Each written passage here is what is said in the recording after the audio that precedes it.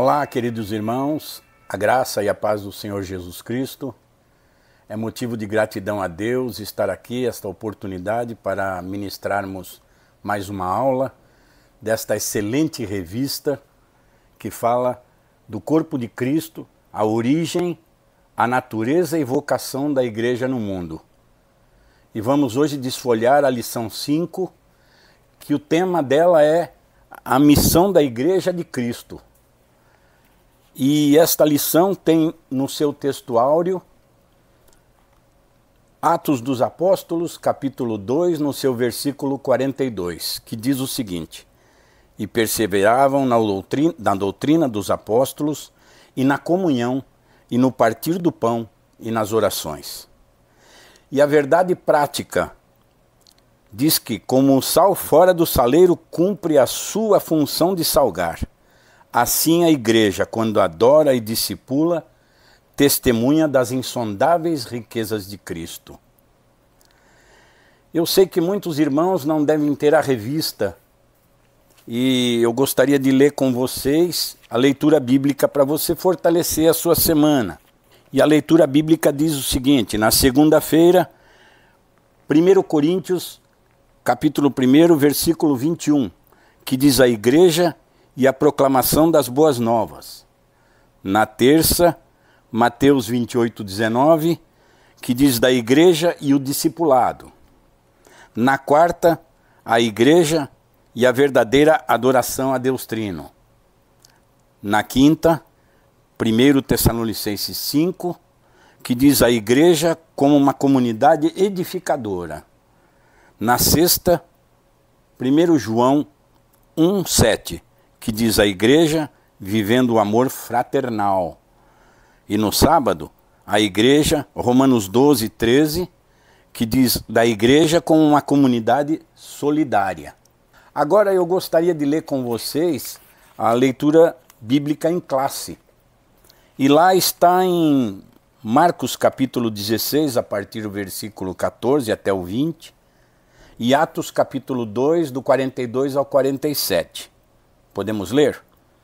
Finalmente apareceu aos 11, estando ele assentado juntamente, e lançou-lhes em rosto a sua incredulidade e dureza de coração, por não haverem crido nos que tinham já visto ressuscitado. E disse-lhes: Ide por todo o mundo, pregai o evangelho a toda criatura. Quem crer e for batizado será salvo, mas quem não crer será condenado. Quem crer e for batizado será salvo, mas quem não crer será condenado. E estes sinais seguirão aos que crerem. Em meu nome expulsarão demônios, falarão novas línguas, pegarão nas serpentes, e se beberem alguma coisa mortífera, não lhes fará dano algum. E imporão as mãos sobre os enfermos e os curarão. Ora, o Senhor, depois de lhes ter dito isso, foi recebido aos céus e assentou-se à direita de Deus. E eles, tendo partido, pregaram por todas as partes, cooperando com eles o Senhor e confirmando a palavra com os sinais que se seguiram. Amém. Em Atos capítulo 2, a partir do 42, diz: E perseveravam na doutrina dos apóstolos, e na comunhão, e no partir do pão, e nas orações. Eu vejo aqui 3 ensinamentos nesse versículo tão lindo. Na comunhão, no partir, que eu gostaria até de falar, no repartir o pão, e nas orações, ou seja, orando sem cessar, o que Jesus pede, ser fraternal com os irmãos e os mais carentes, e na comunhão entre a igreja. Então esse versículo ele já mostra todos esses, nos ensina essas 3 coisas. E no 43 diz: E em cada alma havia temor, e muitas maravilhas e sinais se faziam pelos apóstolos. E todos os que criam estavam juntos e tinham tudo em comum. Vendiam suas propriedades e fazendas e repartiam com todos, segundo cada um tinha necessidade.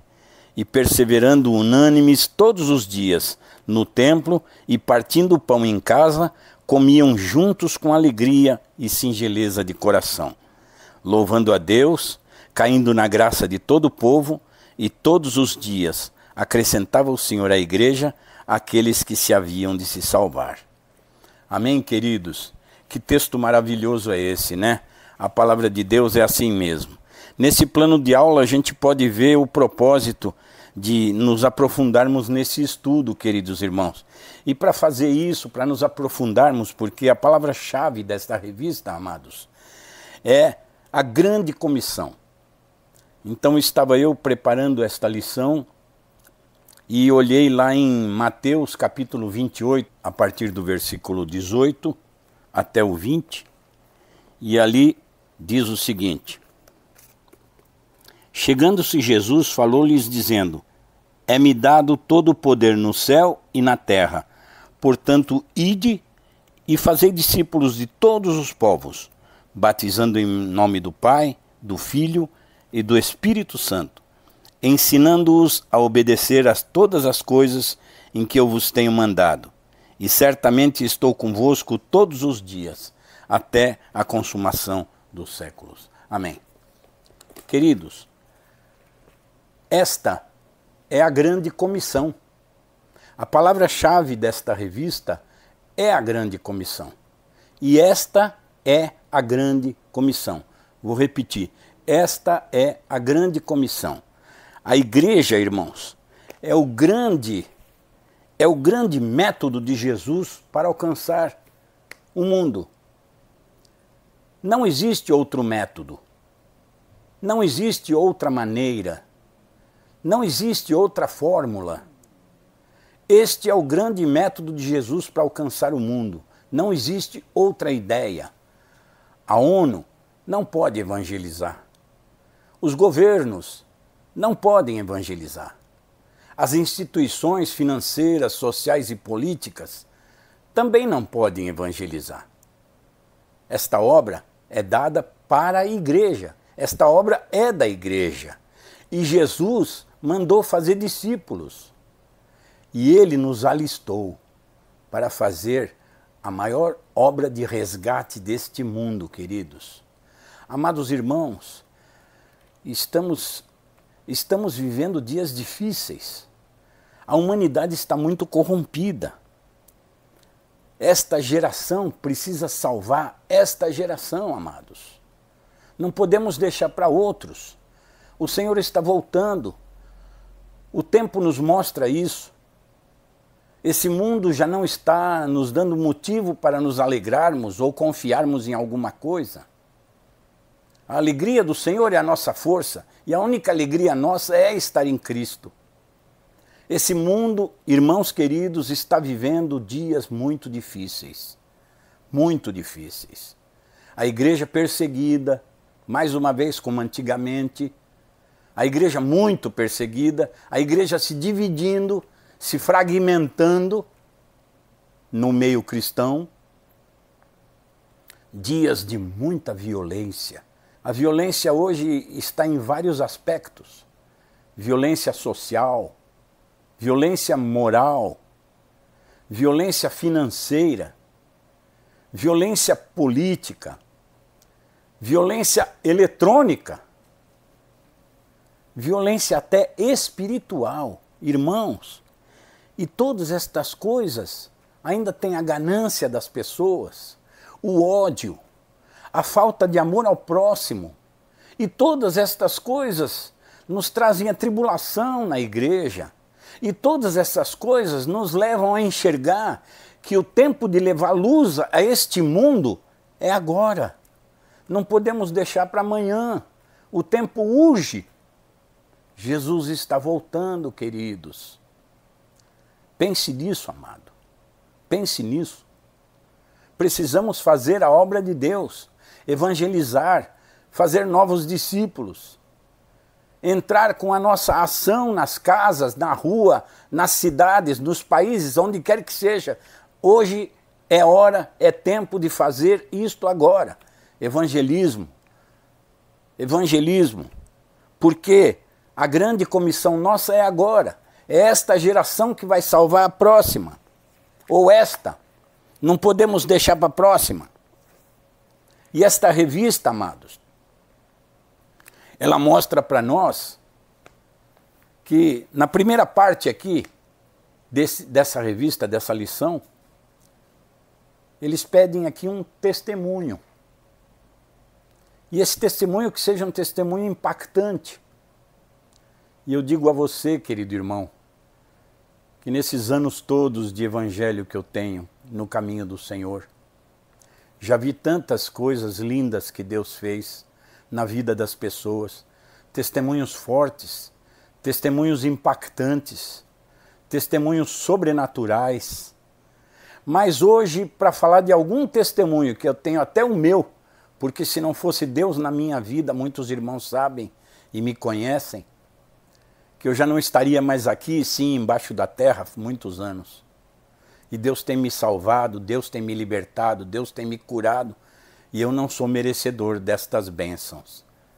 Mas, para falar de um bom testemunho, eu acho que o melhor seria, já que estamos falando no livro de Atos, o testemunho do apóstolo Paulo, que está lá no livro de Atos, capítulo 16, onde diz de Paulo e Silas. E a Bíblia diz que eles estavam indo a um lugar para orar. E eles faziam isso todos os dias. Mas diz a Bíblia que seguia eles uma escrava que era vidente. E ela os seguia e apontava a mão dizendo a eles: estes são servos do Deus Altíssimo e pregam o caminho da salvação. E por vários dias, diz a Bíblia, Paulo e Silas iam no caminho para orar e ela os seguia dizendo: estes são servos do Deus Altíssimo e proclamam o caminho da salvação. Mas a Bíblia diz que um belo dia Paulo se indignou e olhou para trás e disse assim: em nome de Jesus Cristo, eu ordeno que saias dela. E a Bíblia fala que no mesmo instante, imediatamente, esse espírito mau saiu. E aí, os seus senhores, porque ela dava muito lucro aos seus senhores, vendo os seus senhores que o lucro deles havia se perdido, prenderam Paulo e Silas e os arrastaram, diz a Bíblia, até uma praça perante aos magistrados. E lá diante desses magistrados eles disseram: olha, estes judeus estão fazendo confusão na nossa cidade. Eles pregam costumes que não é próprio a nós. E os magistrados mandaram rasgar suas vestes e mandou açoitá-los. E eles foram muito açoitados, porque açoitar naquela época não era bater com chinelo. Eles foram muito açoitados, tiveram suas roupas rasgadas. E aí chamaram um carcereiro e mandaram prendê-los. Suas mãos na corrente, no grilhão, e os seus pés no tronco. E disseram ao carcereiro: cuidado com eles. E diz a Bíblia que eles foram presos no cárcere interior. Irmão querido, o cárcere daquela época não era a prisão de hoje, com jogar bola, tomar sol, saidinha em época de festa. Quando fala do cárcere interior, queridos, eles foram jogados num lugar profundo, escuro e sujo. Mas a Bíblia diz o seguinte, que perto da meia-noite, Paulo e Silas começaram a orar e cantar hinos de louvor a Deus. E aí entra uma palavra do Senhor na Bíblia, que Deus habita no meio dos louvores. E a palavra diz que sobreveio ali um terremoto tão violento, tão grande, que abalou as estruturas, os alicerces da prisão. E as portas se quebraram e caíram, e os grilhões e os troncos foram soltos, e aqueles homens podiam fugir. Mas a Bíblia conta que o homem que estava tomando conta, o carcereiro, e eu me ponho no lugar do carcereiro agora para fazer uma análise com vocês, irmãos, porque eu faria isso como humano. Primeiro aquele carcereiro viu aqueles homens apanhando, suas vestes rasgadas, lançados dentro de um cárcere profundo. E eles começam a cantar e louvar a Deus.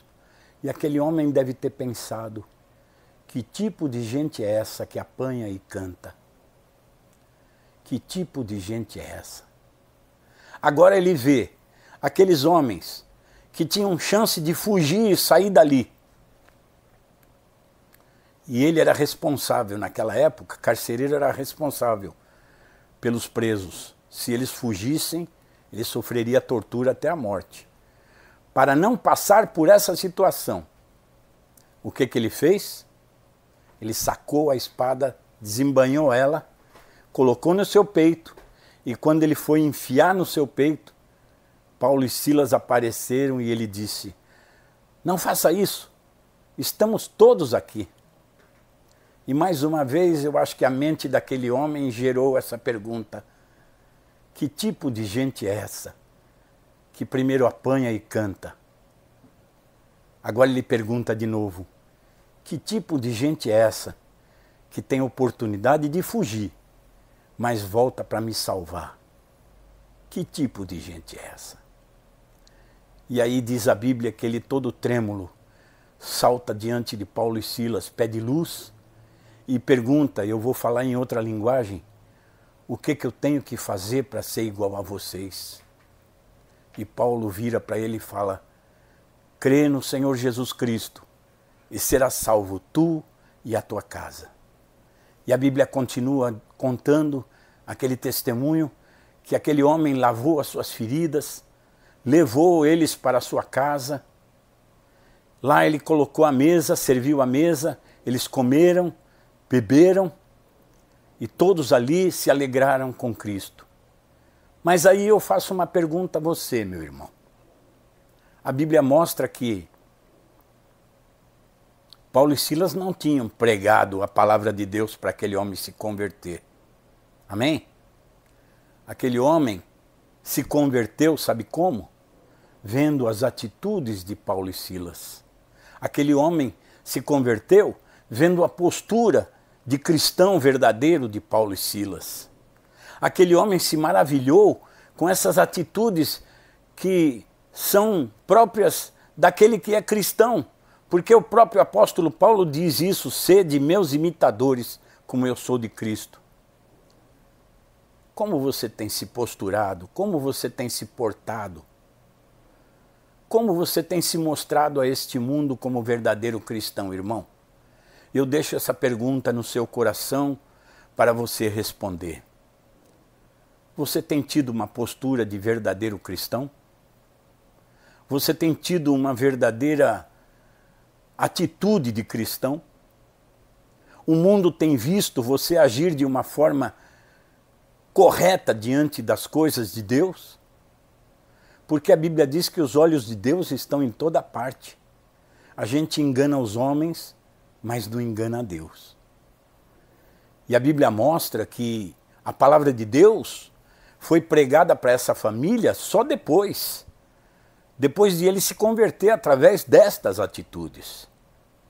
Então pense nisso, amado irmão. Pense muito nisso. E nós vamos aqui para a nossa primeiro tópico da lição. E nós já temos aqui a pergunta de um internauta para nos fazer. A paz do Senhor, pastor Carlos Garabé, tudo bem? Meu nome é Moisés, falo aqui de Santo André e estou ligado na escola bíblica. Tenho uma pergunta para o senhor. Como é exercida a missão da igreja? Aguardo a resposta. Deus abençoe a todos. Ok, irmão Moisés, obrigado por essa pergunta, ela é muito importante. A pergunta, a missão da igreja é exercida pela pregação do evangelho, querido. Pregação das boas novas. Aliás, em 1 Coríntios, capítulo 1, versículo 21, diz que aprove a Deus salvar os crentes pela loucura da pregação. Amém, querido? E nós temos que proclamar sempre, a pregação, ela já é, a Bíblia fala aqui que ela já é uma instrução, é uma forma de instrução. A pregação, ela já nos instrui. A pregação, ela tem várias formas e várias fórmulas para ressaltar para o nosso coração A pregação ela nos traz não só a edificação e a instrução, como ela nos traz também disciplina. A pregação nos traz sabedoria. A pregação também nos traz boas notícias, boas novas. A pregação mostra sempre para nós o caminho que devemos seguir. A pregação nos firma neste caminho, firma nossos pés neste caminho. A pregação, ela nos alimenta. Aliás, a graça nos sustenta e a palavra nos alimenta.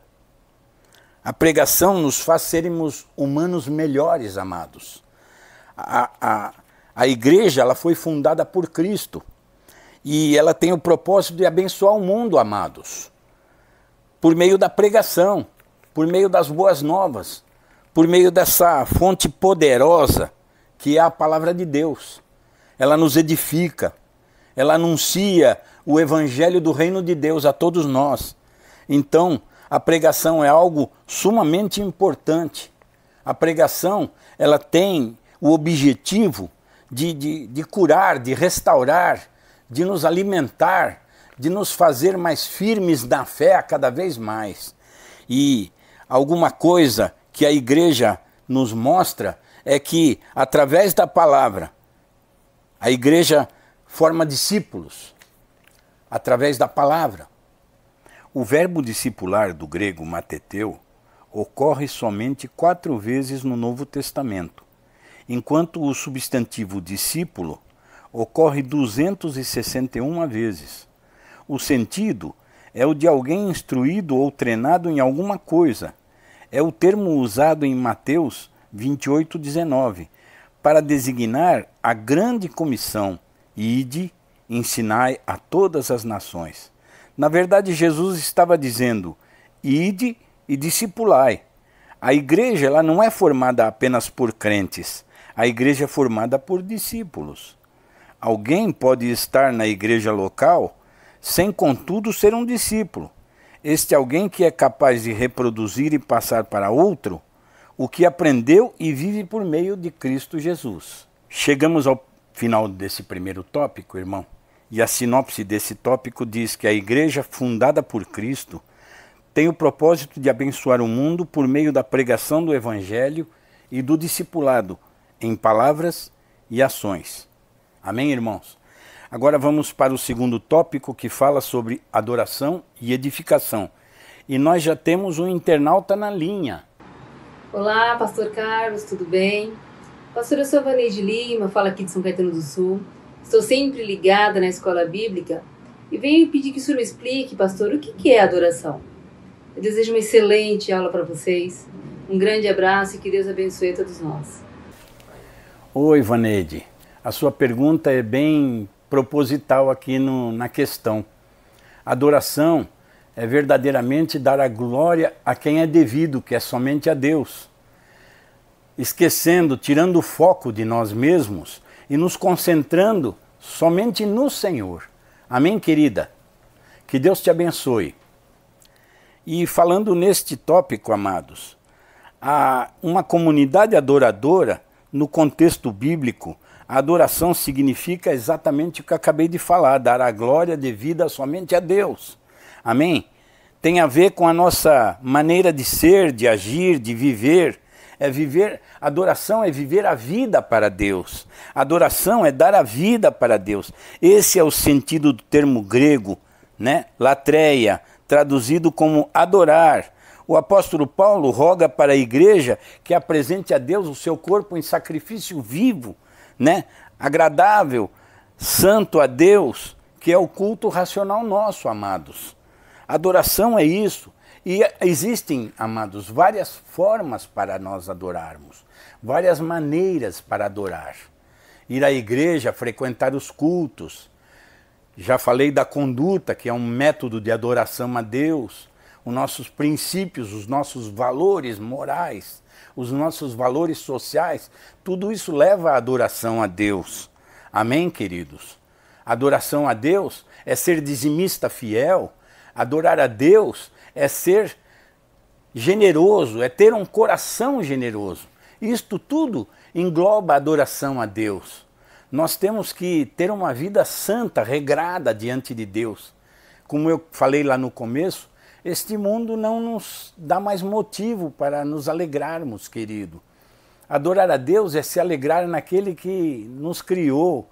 Adorar a Deus é se alegrar naquele que cultiva no nosso coração benefícios que vão nos trazer paz, serenidade, alegria, prosperidade, todas estas coisas que nos edificam, que nos trazem crescimento espiritual.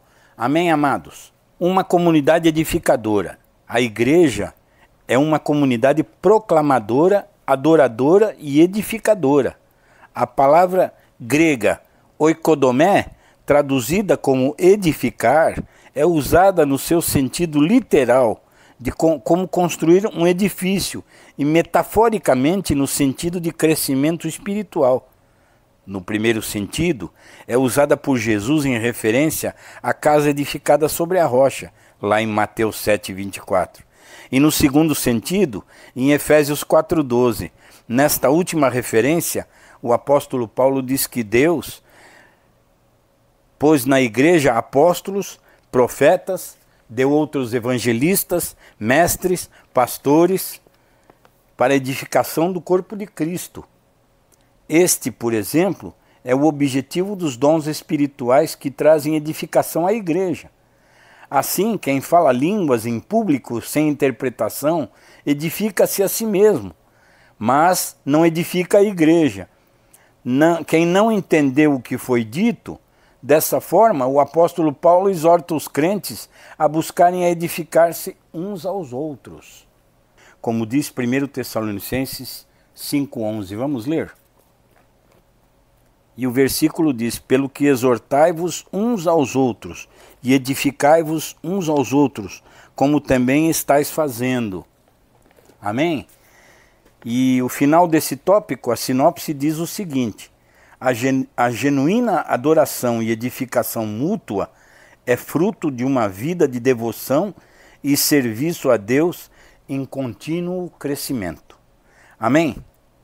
O terceiro tópico fala sobre comunhão e socialização. E queridos, nós já temos mais um internauta para fazer uma pergunta. Olá, pastor Carlos Garabé. Eu sou Maurício de São Caetano e gostaria de saber o sentido da palavra comunhão. Me responde aí, por favor. Um abraço. Oi, irmão Maurício. Obrigado por essa pergunta, querido. E eu entendi ela direito, né? Não é comunhão, é comunhão, né? Que significa parceria, que significa participação, comunhão espiritual. Amém, querido? E a nossa terceiro tópico, ele fala sobre comunhão e socialização. E a fé na esfera fraternal, exatamente um dos pilares da igreja primitiva, está na comunhão. A palavra grega koinonia, traduzida aqui como comunhão, ela ocorre 19 vezes no Novo Testamento. E o seu sentido literalmente é parceria, é participação, é comunhão espiritual. Se somos e andamos na luz do Evangelho, devemos viver em comunhão, como diz 1 João 1,7.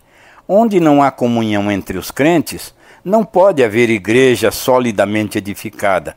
Portanto, a igreja onde seus membros vivem isolados e não mantêm comunhão uns com os outros, não pode haver, nesta parte, comunhão, porque não existe comunhão sem convivência. Amém, queridos irmãos? Na quebra dessa comunhão cristã, nós estamos provocando até, eu já falei isso no começo, uma fragmentação das igrejas. As igrejas, as denominações estão muito distantes uma das outras, amados. Está faltando essa grande união da igreja na terra, a igreja verdadeira na terra, a igreja física. Está havendo uma quebra nessas denominações. Cada um olha para o seu lado só. E nós precisamos nos unir para ter comunhão verdadeira diante de Deus. Amém, amados? A fé na esfera social, a fé cristã, ela também precisa de ser expressa na esfera pública. Ela tem o seu lado social. Se de um lado o substantivo grego koinonia significa comunhão, Por outro lado, o verbo grego koinoneo possui também o mesmo sentido de ajuda contributiva e partilha. É usado por Paulo com esse sentido em Romanos 12:13. O sentido nesse texto é o de socorrer aos pobres, irmãos, os mais carentes, os mais necessitados. A igreja precisa sempre olhar para esse lado, queridos. Precisamos, como igreja verdadeira na terra, socorrer os mais carentes, socorrer aqueles mais necessitados, porque não tem lógica para nós que modelo de igreja seríamos nós se quando poucos têm muitos e muitos têm pouco. Não tem lógica isso para a igreja. E o apóstolo Paulo, lá em Tiago 2, 15 e 16, ele nos exorta exatamente a isso. Amém? Precisamos atentar para esse detalhe. A sinopse aqui fala que o amor manifesto em ações é evidenciado na comunhão entre os irmãos e contribuição social da igreja como expressão de fé na esfera pública. Amém, queridos? Aqui chegamos ao final do terceiro tópico e nós vamos ler a conclusão desta lição, amados. Vimos que a Igreja de Cristo tem uma grande missão aqui na Terra. Ela foi chamada para ser sal e luz, e como sal, ela salgará o mundo com a mensagem da cruz em uma sociedade que está corrompida pelo engano do pecado.